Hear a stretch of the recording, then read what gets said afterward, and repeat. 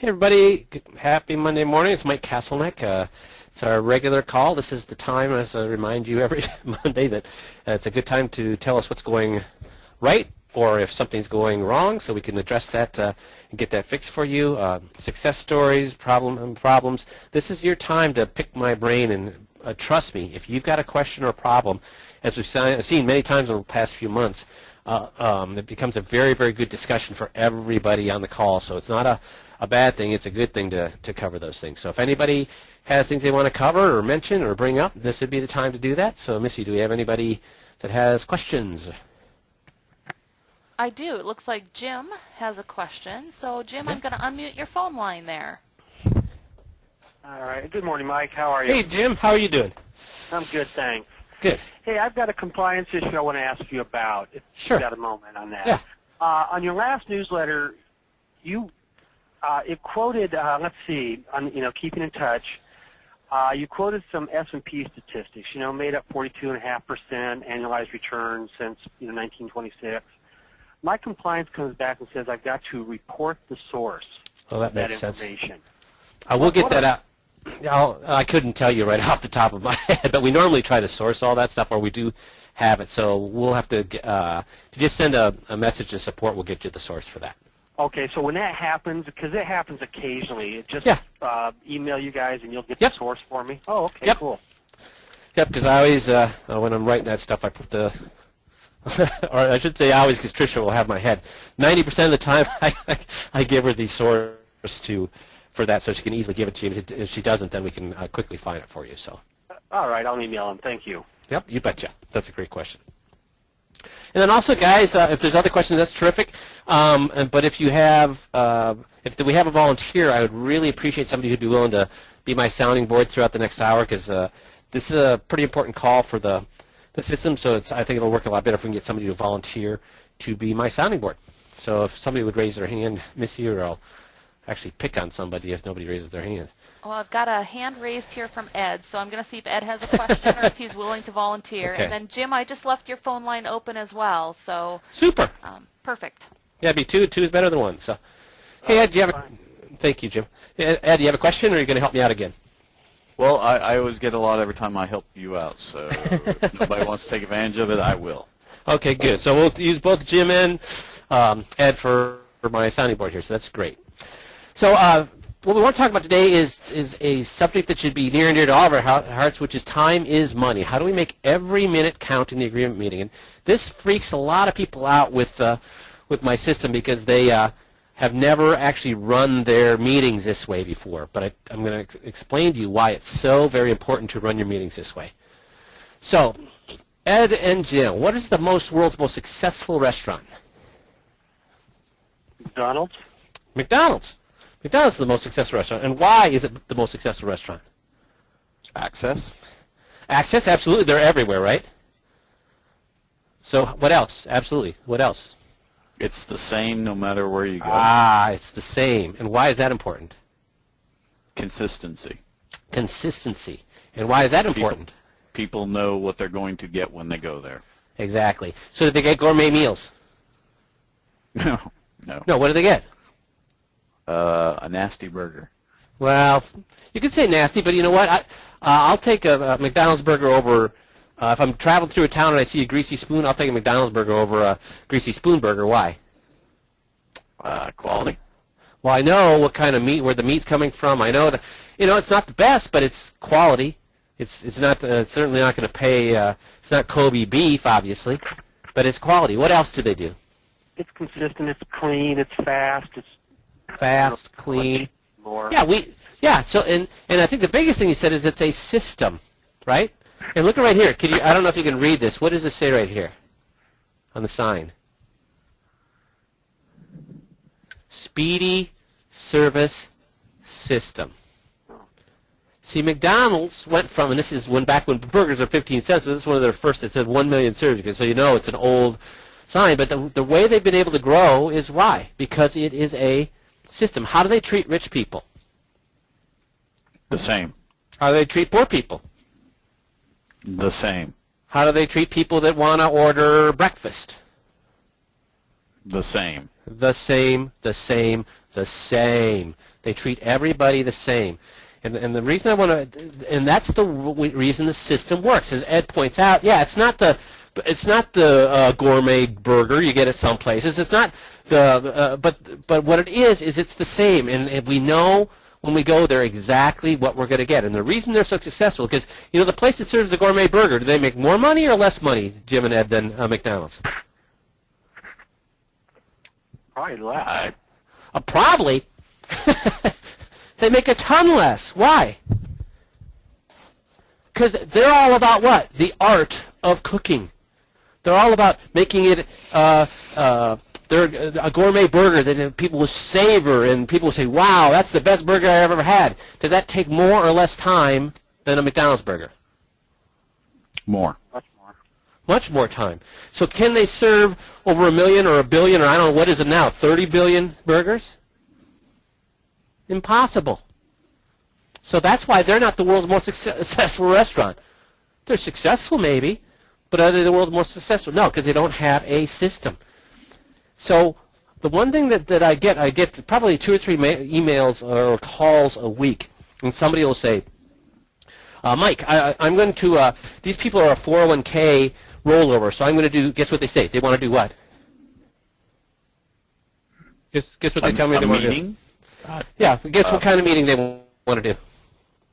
Oh, A different meeting.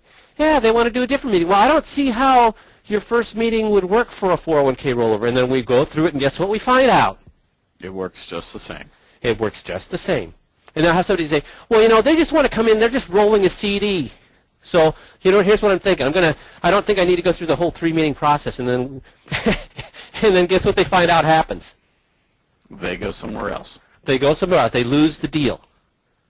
Because, Mike, I don't really need to go through the whole system, because they're just coming in to move this one thing, and they've told me they hate the broker, and so I'm going to go ahead. And, Jeff, how many times have you heard, Jeff's on the phone, too, here. Jeff, how many times have you heard from a guy who said, I didn't think I need to go through the whole system because, they came in and they told me they hated their broker. Yeah, that happens a lot. You always have to be, you have to be very cautious, because if they really hated him, guess what they would have done a long time ago? They would have left him, right? Yeah. You don't stay with somebody you hate. So everybody wants to constantly change the system. So what do you think would happen to McDonald's if they hired a new 16-year-old and says, I think we should start using, instead of regular mustard, we should use Grey Poupon mustard. Instead of squirting it out of a little thing, I think we should spread it on with a knife. What do you think would start happening if people started having all these wonderful ideas on how to quote-unquote, fix the McDonald's system? What would happen to the McDonald's system? It would be called the McDowell system. And the fact is that when you start changing the system, is it any longer predictable? No. So when people want to change the system, I tell them, hey, what you're doing may succeed, and what you're doing may fail. But don't ask me, because why? Why can't I tell them? They're not doing the thing. Guys, this system has been tested in the field, and this is 3 years ago when we stopped counting, 50,000 client meetings. 50,000 advisor-client meetings in the field, and that was 3 years ago when we quit counting. So what can I tell you about this? Again, I'll go right back to what Ed said. It's certainly not a gourmet system. But does everybody that leaves and does this system, do they get high-quality service? And I'll give you an example of that, guys. Think about this. We give middle-income and upper-middle-income people the same service that people with tons and tons of money get. Why do I say that? Here's the thing. We give people help with their powers of attorney, with their survivor's guide, with their medical powers of attorney, the medical directive. I help them file things electronically. We make sure they get their umbrella. We do full service planning, and I have yet to find out a broker or financial advisor that gives that kind of service to a normal client. Now, I've seen it when clients are worth $5 million or $10 million or $30 million. They get the full boat. But how many people with $300,000 get that kind of service? They do here. They do here, and only here. And the reason we're able to provide all of that stuff is why? System. System. Because if we didn't have a system and you were didn't know exactly what you could do at every single step of the way, guess what would happen? Trying to provide, the reason our competitors do not provide all that stuff is trying to provide all that stuff without a system would be extremely time-consuming. And if it's extremely time-consuming, you can't do it for people unless they're giving you tons and tons of money. So I will tell you that when you come to me and you tell me you can't do or you're going to do it differently, I'm going to tell you you're crazy. Go ahead and do it, but I don't know how well it's going to do, so why are you even telling me? Because when you're coming back and tell me it doesn't work and you want me to fix it, I can't fix it because you didn't do it the way the system says. Now, if you do it the way the system asks you to do it and it doesn't work, come back to me and I'll explain to you what happened, why it didn't work that way. We'll look at what you're doing. But if you, the other thing is people come to me with suggestions on how to improve the system. And don't get me wrong, every single thing they brought to me in 10 years, all of them would have improved the system. All of them would have. So why do you think, guys, that I didn't then implement what they were talking about to improve the system? Jim and Ed, why do you think, if these things actually would have, they would have improved the system, why didn't I implement them? Maybe because it wasn't duplicatable? That's one thing. Absolutely. Very good, Ed. One thing is it's not duplicatable. Sometimes it was guys that were extremely smart or had some sort of, or loved technology or whatever it may be, and it was just like, you know what, that's great for you. Or a guy that was really good with taxes or whatever, and it's like, it's great for you, but it's not duplicatable. So that's one reason. Exactly. That's one reason. Why else do you think? The M16 system. No, I'm just kidding. Why fix what ain't broken? Exactly. That's really what it is. Why fix what's not broken? Why fix what's not broken? And what I mean by that is this. We cover a ton of stuff. We cover 18 different topics in the second meeting. And if you do it right, what you're going to find is that probably by the time you get to the 12th thing of the 18 things, the client's like, I hate my broker. I mean, they came in, they thought they had a financial head cold, and by the 12th thing out of 18, so 2/3 of the way through, they get it. They're screwed. The guy who's been working with them has been screwing them, and they don't want to hear anymore. Now, we keep going through the rest of things, but we go faster and faster through that so that they don't get overwhelmed. Because I'm going to go to Jeff here, because Jeff's helped coach a lot of guys in this particular process. Jeff, what happens if we keep adding more and more proof that that they are doing silly things and the guy's screwing them? What happens is that clients start to feel this overwhelming sense of hopelessness. You know, that it's so broken and it's so bad that it's beyond fixing. That now we might as well just stay. We're confused. We don't even know what to do. They're frozen. So guys, yeah, they freeze. They do nothing then. And what good, Jim and Ed, what good is that if we get them so anxious that they do nothing? The devil that you know is better than the devil that you don't. Yeah, exactly. So they're just going to freeze and do nothing. So when people bring me new ways to quote-unquote improve the system, guys, this has been tested over 50,000 times. At this point, probably, I don't know, 60, 70,000 times. But 50,000 times has been tested, and we know that we go just far enough, but not what? Too far. Exactly. So the system has been proven. I will tell you that's where I screw up. How's that? I'm being honest here. I go too far. Yeah, because we want to show. See, and we think the more we go, but and again, we do go with the system slightly too far. And in fact, 2/3 of the way through is when you need to start. I coach guys that when I listen to their tapes to start speeding up a little bit and kind of glancing over it, saying, you know, I know that you get it, but I just want to make sure you know everything that's going on and just go very clearly through it so that you don't overwhelm them. And you it's a little bit of a walking the tightrope there, but you don't want to add too much stuff. And that's where I have guys saying, well, geez, we could point out this too, and we could point out that, and we could point out this, and we could point out that. And I'm like, yes, we could, but if we did, it becomes counterproductive. So this has been tested to go just far enough, but no further. So it is a system. So what I want to talk about today, system-wise, is how the agreement meeting fits into that and how it in itself is a system. So first of all, why is the agreement meeting so important? Well, Jim and Ed, why are these people coming to move all their contracts when they come to? Or I'm sorry, all their contracts. Are these people coming to move all their money to us? No. When they come to this meeting? No. No. And we've talked about this before. We're going to keep hitting on this. Is there any marketing out there that produces fantastic clients, that the marketing has done all of our selling for us, so all we need to do is show up and we're going to take all their money at that meeting. Is there any marketing out there that does that? No. I haven't found it yet. No, because if it was existed, would insurance companies, mutual funds, etc. need us? No. Because they would do what? They'd market, and the people would send them money, and they would need us, and that would be a lot of profit saved on their part, right? So when people, every single type of marketing, I don't care if it's a seminar, a postcard, concierge marketing, radio, whatever, every type of marketing, with the exception of referrals, is crappy, presents us with crappy prospects. Because with every single type of marketing that we do, people come in for two things. What are those two things that they come in for? To get to know us. Introduction. How many people have so much... Confirmation that they're doing things their way correctly. Yep, a pat on the back, right? Mm-hmm. But I'm going to talk about what Jim just said there. To get to know us, really. So if they were really coming to get to know us, that means they're coming in with the idea that they're going to do what? Make a change.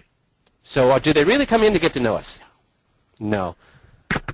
They come in, number one, to get a pat on the back so we can tell them. Because remember, the guys a lot of the people we see have money, have income, and have low debt. So they know they're doing okay. And they just want us to say what? You're doing great. Yeah, exactly. But there's another reason they come in, which is what? Information. Free advice. Yes, get their questions answered. Free advice. So either one of those things is going to do us any good? Nope. No. Because all we do is pat them on the back. What are they going to do? Stay where they are. Yeah, and if all we do is answer their questions, what are they going to do? Stay where they are. But I don't understand. Why would they stay where they are if I could answer their questions and show them how smart I am and show them all my great solutions? I mean, why would they stay where they are if I could do all those things? Of course they're going to recognize brilliance when they see it, aren't they? They do what? You would assume. That's what we assume all the time, and then we learn what? And Jeff, you can pop in here anytime you want, but I hear time after time after time the guys get mad because they're saying, this marketing sucks, and I don't care what kind of marketing they're talking about. This marketing sucks because it only brings in crappy people. And you say, well, crappy people, you mean people with no money? No, they have money, but they're not ready to move when they come to see me. Now, if it brings up people with no money, or argumentative people, or people that are jerks, or people that you can't help, then that's a crappy client, or a prospect. But a prospect that comes in that's not ready to move their money, is that a crappy prospect? No. Yeah. Well, but you know what? It is a crappy prospect, but you know what? That's all you're going to get. And it's our job to do what, Ed? Listen is our job. And to change them from crappy prospects into what? Happy clients. Happy clients. That's what the mutual fund companies and insurance companies pay us to do. And there's nothing more frustrating than when I hear somebody says, yeah, I got in front of 15 people, but they were all crappy. Like, duh. Because as soon as you show me how to get in front of 15 people that are fantastic, is the last day I talk to you guys. There's no such thing as bad clients, just bad salespeople. Exactly. Exactly right. So those are the two. One thing I would add, Mike. Yeah. One thing I would jump in and say is, I've talked to a lot of guys that tell me, you know what, the marketing was bad. All the marketing that I did in the past, it's just bringing me bad clients. And when I ask them what they mean by bad clients, they echo the exact same thing that you're talking about. They say, these people don't want to do anything.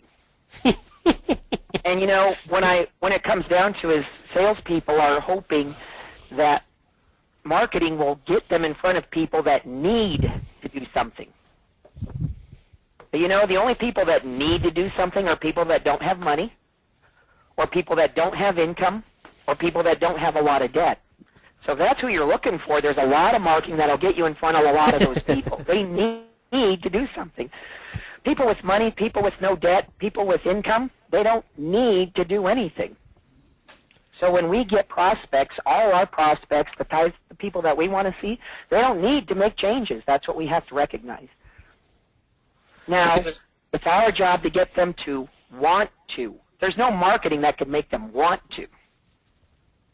There's marketing that can get them interested in possibly exploring the idea That's why they're there for information. That's why they're there to ask questions. But that's the best marketing can do. Get you in front of people with money, no debt, and income. That's all you're going to do. You're never going to have somebody who's a fantastic prospect who comes in ready to go except for referrals. That's it. And that's not really marketing. It's a whole different can of worms. So that's why they want to come in. What do we want from the agreement meeting? Do we want to do free work? Nope. No. So over and over and over, I'll talk to guys, and the free work comes in any number of phrases, but it's, would you like a second opinion? Guys, is that free work? Yes. Yes. Would you like me to take a look at your situation, see if we can make any improvements? Is that free work? Yes. I mean, all of that stuff it says you're going to do it, and what's the obligation? If you like me enough, you'll move the money.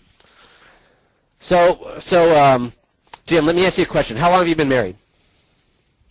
25 years. Okay. In 25 years, have you met other women who were pretty besides your wife? Yes, you have. And have you met other women who are smart and funny in the last 25 years? Yes. Did you ever leave them for your wife? No. So if you love your wife and you love this other person, what are you going to do? Stay with them. Yeah. Even if you only like your wife but you love this other person, what are you going to do? Stay with her. Yeah. Even if you love the other person and like your wife, you'll stay with her because it's too much hassle and there's too much confrontation to make the change. The only way you'll leave your wife is if what? I don't like her, or I'm mad at You her. don't like her, or you're mad at her. Yep, unless you don't like her. So, but as advisors, guess what we do continually? We say, would you like to do a free opinion? Would you like me to do this free, no obligation, look at what you're doing? Guys, that's free work because there's no obligation. If we do something and they love us, but they still love their guy, guess what's going to happen? They're going to stay with their guy. And showing them something smarter than what their guy's doing does not make them dislike their guy. So if we don't want to do free work, what we do want is what? To get a commitment. And we talked about that a few weeks ago. That commitment is getting them to envision, not getting a bunch of free answers because, hey, do you want a free second opinion? Do you want me to do this analysis for you? What they envision then is what? If I say, Ed, I'll do a free opinion, second opinion for you, or a free analysis for you, what are you envisioning as the client? Oh, he wants something. Well, maybe, but what I'm envisioning is what? He's going to come back with all sorts of stuff I can use. But who am I planning on? Who am I envisioning using them with? My current person. My current guy. So if all I'm doing is having them envision getting a bunch of answers, I'm nowhere. In fact, I've moved backwards. I've solidified his relationship with his own guy. Great, I'm going to get all this information, take it back to my guy, and be in a much better position. I can't wait to do this. No, I want them to envisioning leaving their guy. And that's what we do at the agreement meetings, get their commitment to leave their guy. And, of course, if we talked about we're going to lose 50% of them that way, but we're okay because those are people we wouldn't have gotten anyways. So what makes a commitment? Well, a commitment is made up of two things. Number one is do I want to work with them? And guess, Jim, what number two is? If number one is I want to work with them, what else has to happen for a commitment? You've stumped Ed, me. I don't know. Ed, what is it? They have to move money. If part of the commitment is I want to work with them, so when you think of a marriage, half the commitment is I want to marry her, and the other half is what? Oh, she's got to marry us. I mean, they want to work with us. They want to work with me. That's what equals commitment. And here's the thing. If you just show a second opinion, it's certain that you want to work with them. That's why you're doing all that free work. But what's not determined then? If they want to work with you. We have no clue if they want to work with us. They want us to do free work for them, but there's no clue that they want to do work with us. So McDonald's has a system and we have a system. And our system for the agreement meeting is this. The first half of the meeting, the first 30 minutes, we spend trying to figure out, do we want to work with them? And I'll talk about these things in a second. The first half of the meeting is spent, do we want to work with them? You know how McDonald's, I worked at McDonald's, they have a little timer for when you flip the hamburger. So when you put a hamburger on the grill, you put a weight on it, then you hit a buzzer, and then at a certain point that buzzer dings, then you take the weight off and you flip the burger and go. They have exactly how long on each side, and it's the same thing at this agreement meeting. 30 minutes is spent with a conversation about do we want them. We're trying to determine do we want to go forward with this. And guess what the second half of 30 minutes of this meeting is? Do they want to work with us? We're going to determine, do they want to work with us the last half of the meeting? And it has to be this 30-30, half and half. That's what makes a commitment. See, the clock of agreement is this, is that for 3 minutes we're going to greet them. We're going to go out to the front desk, greet them, tell our receptionist to hold all calls, etc. We're going to walk them back, and then the meeting starts. The first 10 minutes is either setting the tone, or if they're a one-legger, getting rid of them. And why do we want to get rid of a one-legger again, guys? Or I'm sorry, what is a one-legger? Is either one of you, Jim or Ed, you know what a one-legger is? Yeah, it's the person that comes in without their spouse, Yes, and why do we want to get rid of them, Ed? because the spouse is the one who makes the decision. Yes, That's and not the there. one The that's one not that's there. makes the decision. That's right, and the one who's least interested is not there, and the one that's the exact. I mean, all sorts of reasons why you need to get rid of the one-legger, and we have a script to do that. So that's done in the first 10 minutes, or setting the tone, which is taking control of the meeting with an iron fist and a velvet glove. That's what we do the first 10 minutes. Then we do a fact. Yeah, go ahead. Oh, excuse me, you say you have a script for that, but do you actually get rid of them before you even have the meeting? That's Yes. inside the first 10 minutes. You don't even basically meet with them then. Right, and Ed, do you know why? Yeah, I love because that you're wasting your time. Yeah. They're Exactly. not going to make a decision. They're not going to make a decision without the spouse there, and the one who didn't show up is in control because they said, "I'm not going." Exactly. So the least interested person isn't showing up. And Jeff, you're going to add something in there. No, I think that was Jim. Oh, Jim, okay. So no, you want to make sure that you kick them out right away because the person who's least interested in coming didn't show up. So are we going to trust that the person there is going to be able to relay all the good things we're going to do for them back to that person? No. No. So guess why that one-legger came? He knows there's no chance of moving the money because the person who holds the purse strings, and again, a lot of times the guy that shows up is the person with the money, but I will make him, I want you to understand this. Even though the guy maybe shows up and he manages the money, guess who determines whether they can move from one advisor to another? The spouse that didn't The show spouse. up. But why would that be the case if she doesn't even handle the money? You're right, Ed, but why? The simple reason, I mean, it's your. How do I say this? If the spouse that didn't show up is in control of saying, "I didn't show up, you go without me, you can make Exactly. decisions and let me know what's going on," they're the ones who are in charge. It's like the Exactly. first person who asks for a cup of coffee when they walk through the door. Yeah. They're in charge. Exactly. So even though you think, well, no, I'm going to go ahead because this guy, it's very apparent that he takes care of their money. As Ed just points out, he's exactly right. The person who says, I don't want to go, and that guy can't make her go, she's the one that's in charge. So we're going to do all, but why did he show up? He showed up because he's there for what? Not to move money, he's there for what? Information. So do I want to waste an hour with this person? Because what does that do to my positive energy for the day? Now, I will back up and say there are sometimes, because I work in the senior market, that the spouse is not physically able to come in. But if you look at the one-legger script, guess what that takes into account? I have to tell you, I haven't looked at the one-legger script in that depth because I don't even go past. I don't even. I get stopped right there at the 10 minutes, and I say, I apologize. Well, the one-legger script does. That's why I'm on these calls, so I can learn. Yeah.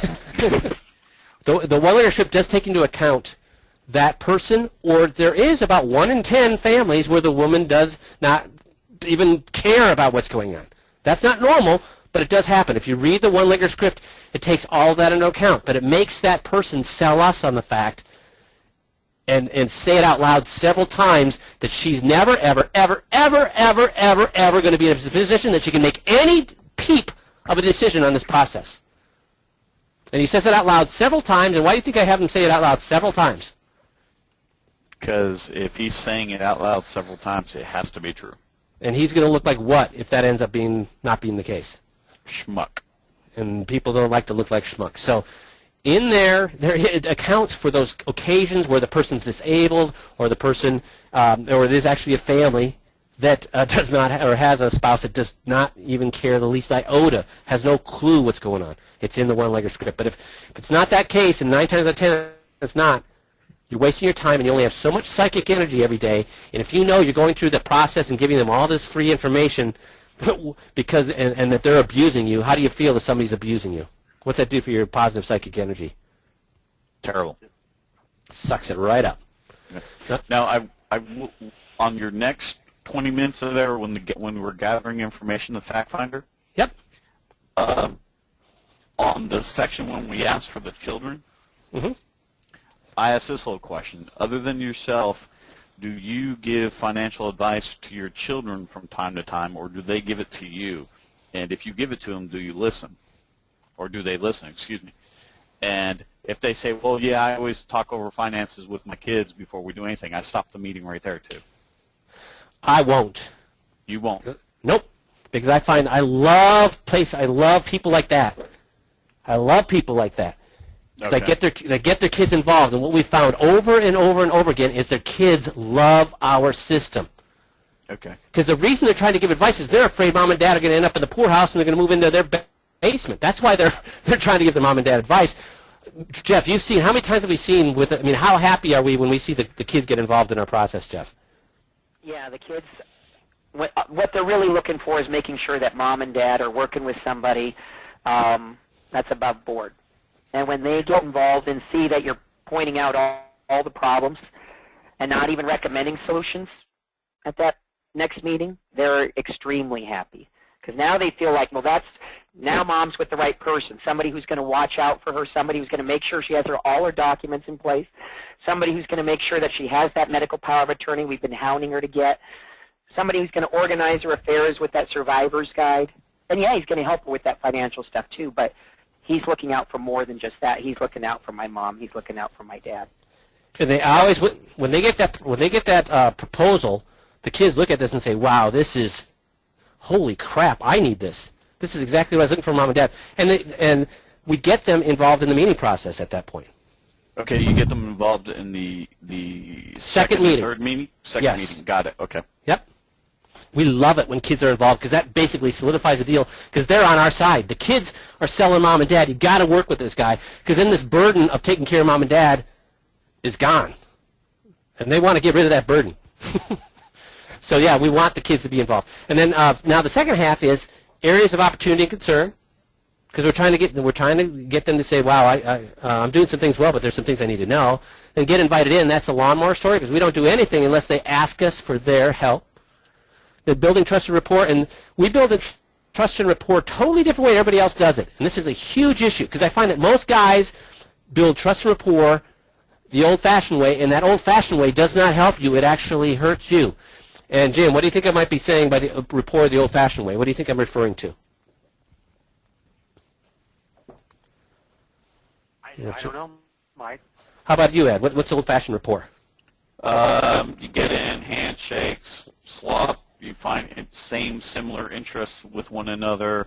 You try to get them to like you, and you talk about their favorite fish that's on the wall. Yeah. So you find something there that you have something in common with. You talk about, oh, you went to the same school as me, or my kids went to the same school as your kids, or you're a snowmobile, I'm a snowmobile, or you love the blah blah football team, I love that football team. When you start, and that's how we've been trained as salespeople, that will move you backwards. Why does that move you backwards? Because you sound, look, and smell just like everyone else. Exactly right. You sound like a salesperson. You sound like somebody who wants something from them. And I've seen guys spend 20 or 30 minutes doing that crap, thinking it's building. Guys, can you really make a friend in 30 minutes when they know that you want their money? What can you say in 30 minutes when they know you want their money that's going to make them think that you're their friend? Nothing. But I will ask you this. What if I got two guys. One guy drives a beat-up pickup truck, watches football on Sundays, drinks beer, and reads magazines for his education. You got another guy who's filthy rich, drives a whatever class BMW, plays polo, and drinks the finest of wines. How much do they have in common? Not a whole lot, other than maybe kids. How much rapport do they have? Probably not a whole lot, other than raising kids. Okay, so then they meet in the lobby of their doctor's office and they both find out that they have life-threatening prostate cancer, what happens instantaneously? They have common rapport. So real rapport is when we are in a situation that causes us stress, anxiety. What if they're in an elevator that gets stuck? What happens? They're in the same situation. That's the kind of rapport you want to develop, and that's the kind of rapport we develop with our system. Because guess what? The number one thing they're afraid of doing?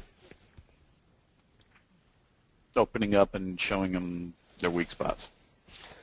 Because they're afraid they might do what? Make a what? Wrong decision. Make a mistake. You're right. Wrong decision. Exactly. So guess what we tell them? We go into a whole situation about them that they shouldn't do anything if there's even the tiniest even possibility of them making a mistake. And anybody who would do that is a bonehead. And I don't care if every expert in the world told you should do something. If your gut said that you shouldn't do it, you should follow your gut. And we go on and on about believing that if they should, if there's even the tiniest inkling, uneasiness, or a chance of making a mistake, they should not move forward. Is that what they expect from a financial advisor? No. What do most financial advisors do? Product. Yeah, they tell them how great things can be, how great things can be. And what I'm doing is essentially, I'm creating this, what I call this room. If I can get over here. Okay. I create this. This is where they feel when they come into our office. There's the chair. And I got to draw my circle in here. How much room for escape is there? 0. 0. But see, during this building trust and rapport, instead I'm giving them all the reasons they should leave. I'm giving all the reasons they should leave. Now how comfortable do they feel? I'm giving them a gazillion reasons not to work with me. So what do they feel then? Pressured? Trapped?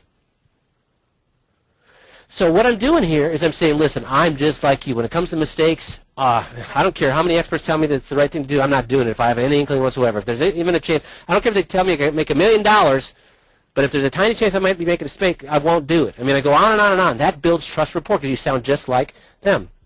Loyalty versus unconditional love. Going to find out, have them tell us why they don't unconditionally love their guy. Fair versus unfair. We're going to have them tell us why it'd be unfair to themselves to stay with their guy. And the little secret close. See, so this second half is all about what? Them. Them telling us that they want to work with us. Okay? So, how do you know you're on time? Because we track these. We track these numbers very closely. We want you to be right on target. Every single meeting should be different? No. Every single meeting should be what? The same. And you know, there's something comforting, and you'll learn that it's very comforting to do the same thing every time. And our number one guy who wrote $20 million worth of annuities, he said that he learned that to follow, when he quit blabbing and said followed his clock, he said it was the biggest, first, most liberating thing that he'd ever done, and the biggest thing that accounted for his success. Because when he was right on track, he knew he was going to get a client. And when he varied, he knew he was going to lose a client. Because of what's happening in this whole agreement meeting system here. So how do you know you're on time? First of all, should you ever look at your watch when you're in a meeting? Never. Why not, Ed? I agree. Why not? Because first off, it's disrespectful down Yeah. in the South. Yeah. And as soon as you look at the clock, your watch, what are they going to say? They're like, oh, your time's valuable, and I'm just wasting yours. And Yes. Yada. Yep. They get all worried that they're wasting their time is up or whatever. Don't do that. Instead, right behind them should be a what? Clock. So you can glance at the clock and they don't even know that you're following it, right? So I wear a watch. I never look at it. I have a clock right behind them because that's how I stay on track. So if you don't have a clock behind the client, get a clock hanging on the wall right where the client sits. So they don't know you're looking at the clock. If they know you're looking at the clock, you've sunk. You're done. Okay? So let's talk about this first thing. First 30 minutes we spend, do we want them? And we just talked about this a few weeks ago. Of course we want them. Unless what? We just talked about this. Unless they're a one-legger.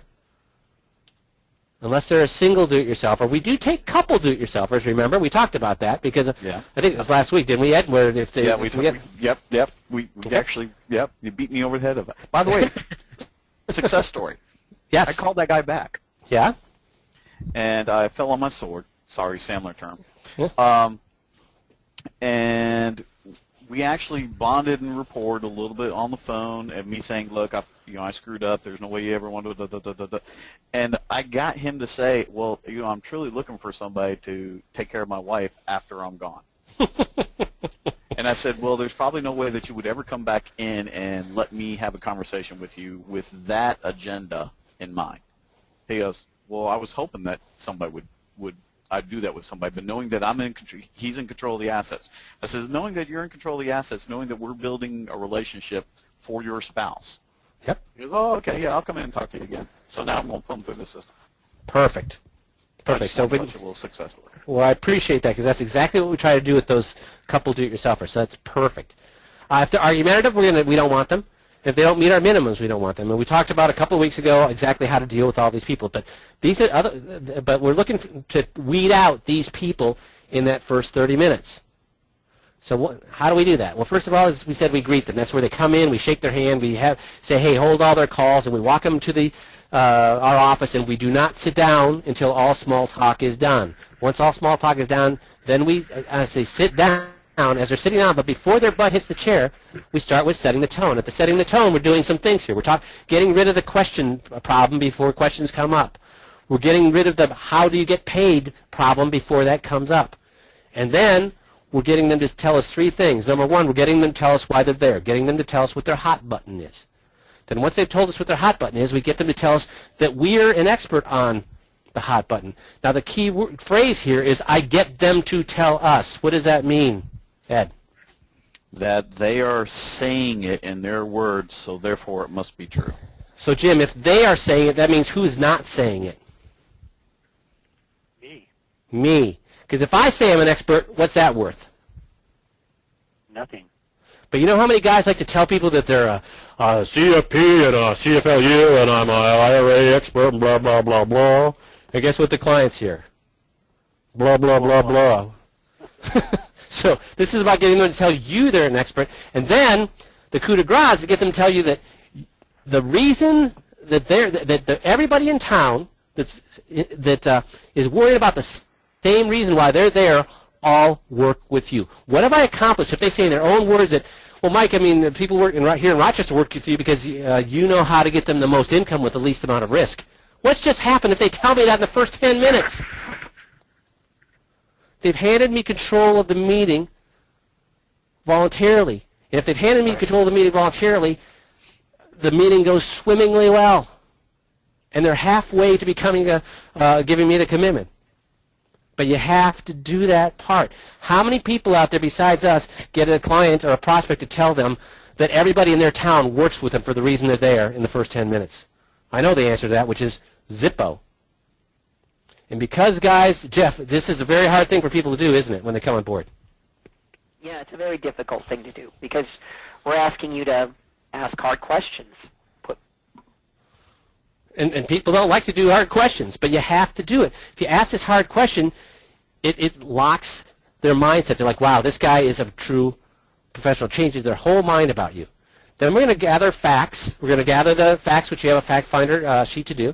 So now this is the whole 30 minutes to determine, are these people I want to work with? That's what I'm doing here. And the fact find, well, I'm going to talk about that here in a second, I guess. So at 30 minutes, though, no matter what happens, we need to flip to, do they want us? At 30 minutes, we should see that clock and say, oh, I need to get out of the fact-finding and move on. Because I tell you, the biggest mistakes are made are during the fact-finding. So the first one is that they go past the 30-minute mark, and guess why they go past the 30-minute mark? I got it up here. Because they want to talk about investments.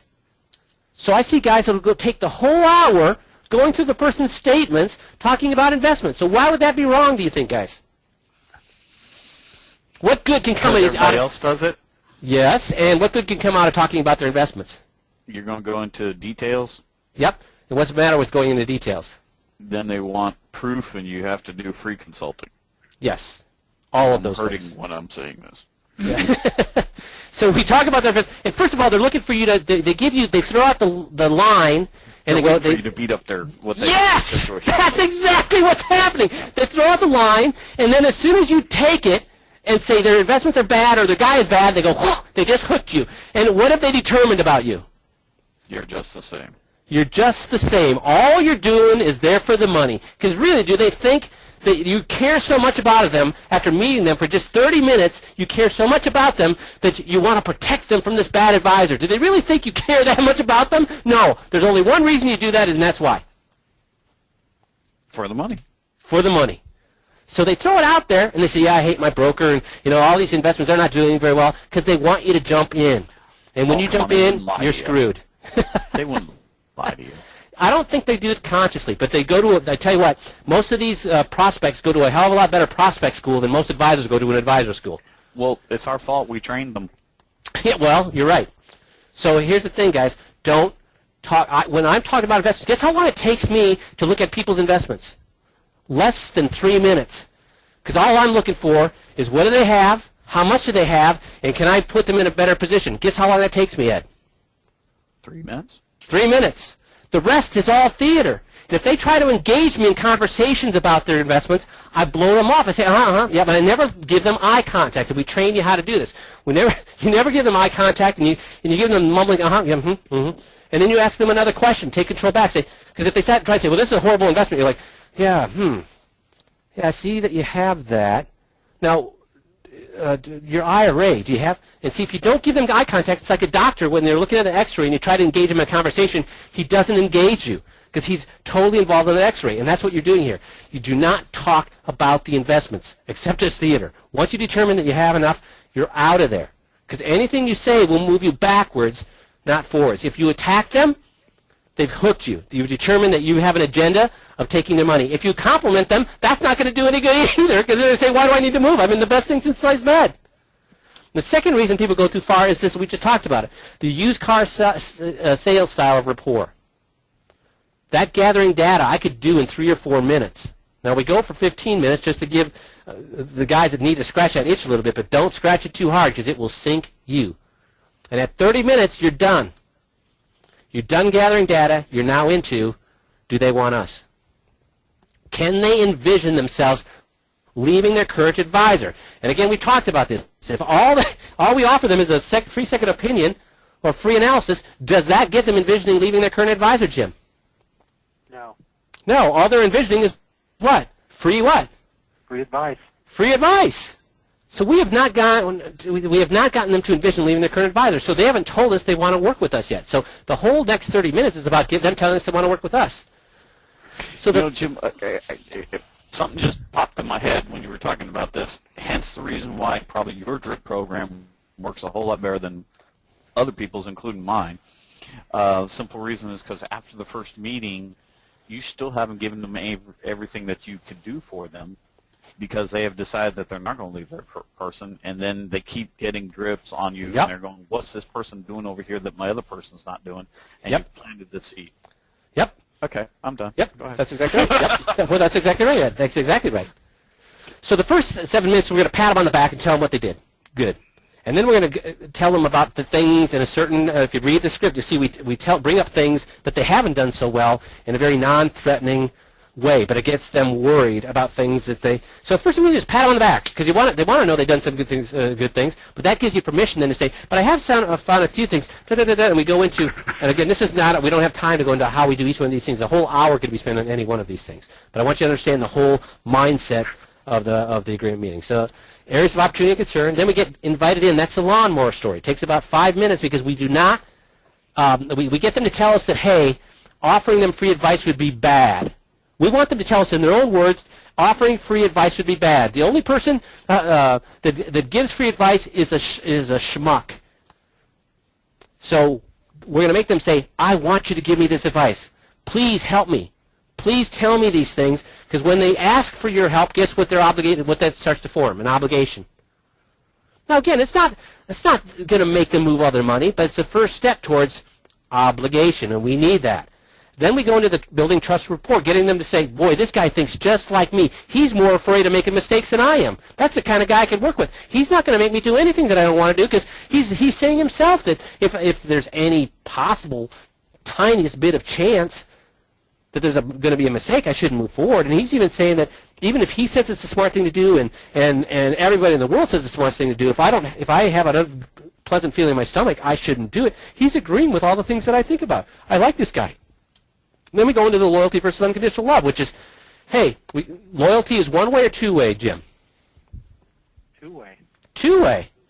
So there's only, and you mentioned it earlier, Ed, there's only one entity that we have unconditional love for, and who's that? Our kids. Our kids. So we go through this whole conversation about loyalty with the friends, with doctors, with our spouses, and we get them to agree that, hey, there's only one entity we have unconditional love for, and it's our kids. And then we say, do you unconditionally love your advisor? And then guess what? They magically start doing at that point, Ed. Oh no, no, I could leave him. Yeah. No. And then they start explaining to me what would cause them to leave him. No, I mean, if he's not doing his job, I mean, if I find out he's not doing his job, and I would leave him. I mean, I don't unconditionally love him. If I forget he's forgotten some important things, or I'm put in a worse position, no, I mean, I'll leave him. I don't unconditionally love him. I mean, you have to prove that he's doing those things, but if he's not, what if it's just happened in their brain, guys? They fired their guy. They have a little movie going on of them actually leaving their guy. And why is that important? Because until they can see it, guess what ain't going to happen? Ain't going to be done. Ain't going to be done. But there's a saying after saying after saying that anything that could be seen, anything can be imagined, can what? Be done. Can be done. So if they can't imagine that, guess what ain't going to happen? They ain't going to move. So I don't want to leave this meeting till they've had that little movie. And if that movie made them throw up, guess what? They ain't moving. They ain't moving, so I need to kick them out. And if they say, well, I've had this guy forever, and his wife's dying of cancer, and I really wouldn't be comfortable moving from. Hey, that makes total sense, folks. But guess what? I'm not doing free work for you. Mm-hmm. So it's about having them envision this. And if they get uncomfortable with that, hey, they're giving you signs, guys. And then I have the fair versus unfair conversation where they learn for themselves. I don't tell them any of this stuff, guys. They learn for themselves that, hey, it'd be unfair to myself to stay with that guy, because if I stayed with that guy, I'd constantly be doubting him. I'd be constantly questioning him. And when I'm constantly doubting him and questioning him, guess what kind of attitude he's going to have? He's going to get angry with me and annoyed with me, which makes me more what? Angry and annoyed, because the only reason I'm questioning him is because he didn't do his job in the first place. And I have them walk through this conversation where they realize that's a death spiral. Staying with somebody you don't trust for something as important as health or money is a death spiral. It's going to end sooner or later, so it's fair to everybody, especially to yourself, to end it when? Sooner. Earlier. Yeah, sooner, exactly. And then the last thing is a little secret close, because we just spent a lot of time covering these things here, building trust rapport, loyalty, unconditional love, fair versus unfair. So the little secret close basically saying, hey, we're all in the same room together. I say it nicer than this, but it's all, hey, we're in the same room together. You just said that you don't unconditionally love your guy. And you just said it'd be unfair to stay with him if he's not doing his job. So because you said that, because I don't need any more practice at this point in my career, I wouldn't move forward to the next meeting unless I knew I could do these things. And because of that, and because of what you just said, you're going to become a client of mine, and I look forward to that. Again, I say it a little bit nicer than that, but that's what we're saying. So I put them right on the spot. Right there again. If they block right there again. Goodbye. Goodbye. 50% of them, over 50,000 meetings, almost to a T, 50% of them will balk, and I shouldn't say 50% of them will balk. Between the people who don't have enough money and the people who will balk and the people who are argumentative and the single-do-it-yourselfers, those add up to 50%. And the way the people, and then these people do balk, and at that point you say, well, you know what, it makes sense. I think you need to stay with your guy, and good riddance to you. But just so you know, the 50% that do agree don't come out and say, yeah, I can't wait to become a client and move all my money to you. No, that's not what they'll say. What they'll say is this. They'll say, well, if you can show us, if you can prove that he's not doing those things, then yes. That's how they say yes. They don't come around and say, yeah, I'm going to move up. No, they say, well, only if you can prove. And that's all we need, guys, right? Because then we say, yes. Say, we'll see when the numbers come out or whatever. Yes. So you have to be careful on that. Here's the difference then. Yeah, if they say, we'll see when the numbers come out, that's great. I'll take that. But if they say, well, I guess we'll just have to see what you have, that's not great. Okay. Because what have they just said? Have they admitted they'll leave their guy? No. See, if I say, well, only if you can do those things, have they admitted they'll leave their guy if what? Only if we can do it. Yes, but they have admitted that if I can do that, they're going to do what? They're going to leave.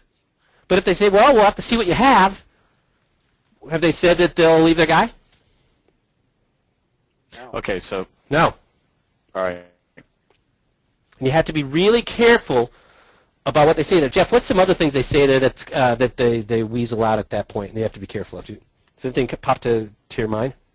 Well, I think it's some version of what you just said. They'll be very wishy-washy. I mean, even if they say something like, well, let's see how the numbers shake out, I'd be very hesitant I with would that. too. I would too. I'd be extremely hesitant with that. And that doesn't mean You kick them out. you kick them out. It means you're going to have another conversation. Yeah, you circle Draw back. back to the fair. You draw back to the fair versus unfair. Yeah, so first the thing, they said something I don't like. And anytime they say something I don't like, I treat it like an objection. So I get on their side first. I say, yeah, I mean, you have to see if how the numbers shake out. Don't you? I mean, it'd be foolish to move ahead. So I'm going to get on their side about that. Then I say, but if the numbers shake out the way they do, and it becomes clear that there's been some missteps or problems here. I mean, you don't usually love your guy, do you? Well, no, I don't. So if you find things that are a problem here, you'd have to move because it'd be unfair to who? Well, it'd be unfair to ourselves. So I guess the little secret is if the numbers do shake out this way and there is a problem, and you know what? I won't go to a next meeting. I'll just repeat the whole thing back to them again. So if I wouldn't take another meeting unless I knew that was the case. I don't need any more practice. I'd rather be home with my family than do another practice thing with you. So because of that, you're going to become a client of mine, and I look forward to that. And then you look at them straight in the eye again, and then you do what? When you say that, you shut up. Mm-hmm. And I think the record. Yes. Well, I'm sorry. What you're saying is it's not almost what they it's how they say it. Yes. Not so much what they say. You've got really You can tell. Be there. Yeah. You can tell. Yep. You can tell. Yeah. You. Usually, what I find is if it's not going well at the end, it'll be some version of "we'll see." Yes. If it is going well, it'll be some version of "well, if." If it's really better, then yes. If you do what you say you're going to do, then yes. But if it's ever just, well, we'll see. Can I jump in there? Let me jump in there. So when you asked your mom to go to the amusement park and she said, "We'll see," what was that? No. That's No. Okay. So when you asked your mom to go to the amusement park and she said, "If you get the garage clean," what was that? That's a yes. That's yes if you get them. So that just popped in my head when you said it, because that's exactly right. "We'll see" means ain't going to happen. "If" means yes, if these parameters are met. So and yes, you're right, Jim. You have to be very tuned into this. And Jeff, how many tapes have we listened to where the guy thought he got the commitment, and we listened to it and said, "That's not even close"? Yeah, the problem is advisors feel a lot of stress in these meetings. So sometimes I don't think you hear what you're saying, and I don't think you hear what they're saying. And we want to move people forward because in our minds we're seeing so few people. We really need to close some cases this month. We're just so anxious to move forward that we'll take almost anything, or we think we hear something that just isn't there. And you have to really be mindful what you're listening for. And that's where taping yourself comes into play, because once you've heard this a few times and caught yourself on tape a few times, letting those people slide by, you turn into Mr. Eagle Eye or Owl Ear or whatever to listen for those things at that point, and you won't let it happen again. Once you've taped it and heard it yourself 2 or 3 times. To go back to what Jeff said, it's amazing how confident you become if you have a full pipeline. Exactly right, and that's the one thing about our system that makes people, well, 2 things make them confident. 1 is having a lot of people in, and 2 is having an exact track to run on. Guys, how much room is there in this agreement meeting for hot dogging it? None. So once you've locked into this, when you're in front of enough people using our process, and then you have a process once you're in front of them, you quit worrying about those things and you start paying attention to the details because you're not stressed out. And Jeff's right. When you're stressed out, you hear all sorts of things. And guys, you can't take a client. You can't make a client from somebody who's not ready to be a client, no matter what. Just like you can't make a drunk sober when he's not ready to be sober. It's no different. I know you want to. I know you could improve their lives immensely, but until they're ready to accept your help, it ain't going to happen. So don't think you're going to come up with some unbelievable techniques and products that's going to convince them that you're smarter than a guy and they're going to leave. No, if they haven't told you at this point, after the guys, they've just told you they don't consider love the guy, it'd be unfair to stay with him, and they start balking, what have they just done to you? Let's just call a spade a spade. What have they just done to you? Lied. Lied! But they won't go to hell because it's okay to lie to salespeople. Exactly. But you know what? That doesn't mean the salesperson has to deal with them. So That's right. that's the 50% that we say in goodbye, good riddance, until they decide they're ready to work with us. And how they decide is, just as I pointed out earlier, is by dripping on them with the epidemic marketing. They get to a point where we're talking to them every single month, 2 or 3 times. Their guy only talks to them once a year, and it's always about the money. And that's why my epidemic marketing stuff is not about the money. That they finally say, you know what, this guy really cares about us more than the guy who has our money. We need to go back to him. He treated us decently when we were in his office, and he's been talking to us ever since, giving us more than our advisors ever given us. We need to, but then they've made the decision they're ready to move. You can't make somebody ready to move. They're either ready or they're not. So does that make sense? At 30 minutes, Ed, you have to do what? At 30-minute point in the meeting, you have to do what? Shut up. Switch. That's right, Jim. You have to switch from what? You have to switch. Well, you have to switch from gathering mode to finding out whether they're ready or not to become part of us. We have to finish the commitment part. Do Yep. they want us? Exactly. So Jim, if you're in the middle of gathering data at 30 minutes, you have to do what? Stop and move on. There you go. Good. So guys, take that to heart and learn the idea of this clock that's supposed to be happening, and then just learn a piece at a time. Okay? So Jim and Ed, yeah, go ahead. I know you're going to have to repeat, but the building trust and rapport, what type Yes. of things do you talk about there again?